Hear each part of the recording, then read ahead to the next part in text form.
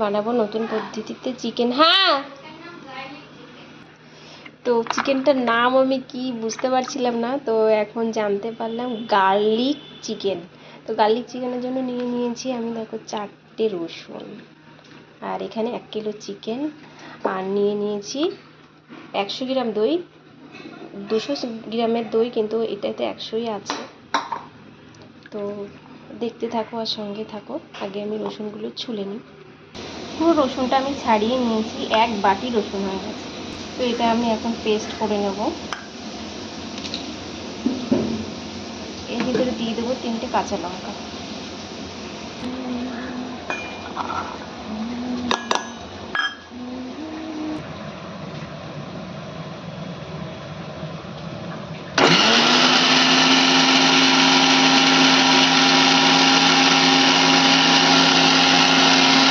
রসুনটা আমি পেস্ট করে নিয়েছি।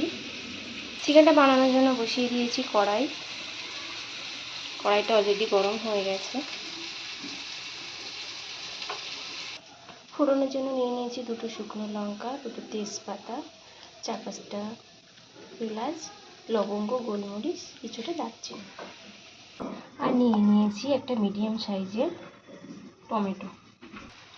কড়াইটা পুরোপুরি গরম হয়ে গেছে। এবার দিয়ে দেবো আমি সাদা তেল, কারণ চিকেনটা পুরোটা সাদা তেলেই হবে, কোনো সর্ষের তেল এটাতে আমি দেবো না, পুরোটাই সাদা তেলেই করব।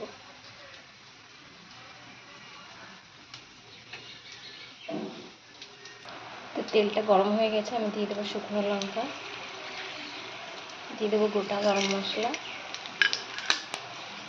দিয়ে দেবো তেজপাতা, আর দিয়ে দেবো গোটা জিরে। এবার দিয়ে দেবো টমেটো।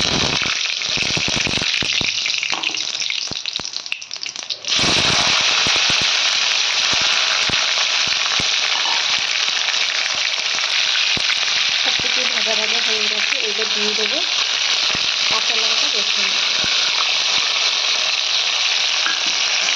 এটাকে আমি ভালো করে কষিয়ে নেব, লাল লাল করে। যতক্ষণ তেল না ছাড়বে ততক্ষণ কষাতেই থাকবে।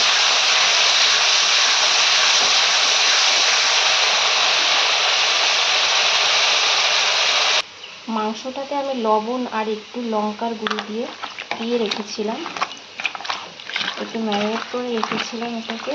আর পরে আমি লবণটা পুরোপুরি দিয়ে দিয়েছি, পরে আর লবণ আমি ব্যবহার করব না।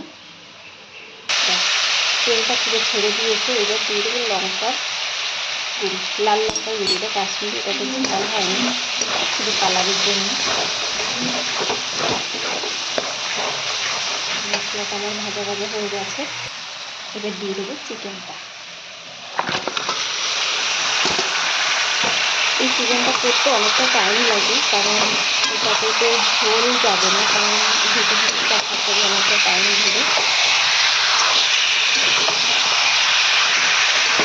20 মিনিট ধরে আমি ভেতর শেষ করি তাকে সুন্দর করে।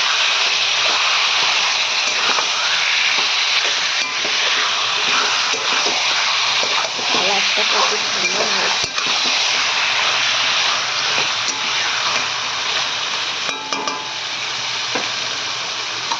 ভেতরে কষিয়ে কেমন লাগছে দেখতে শুধু একটু কমেন্ট করে বলো, ঠিক আছে?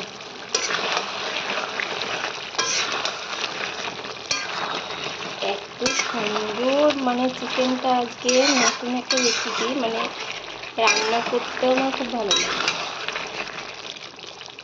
কালারটা শুধু একবার দেখ, তেলটা ছেড়ে দিয়েছে। এবার আমি টক দইটা দিয়ে দেবো।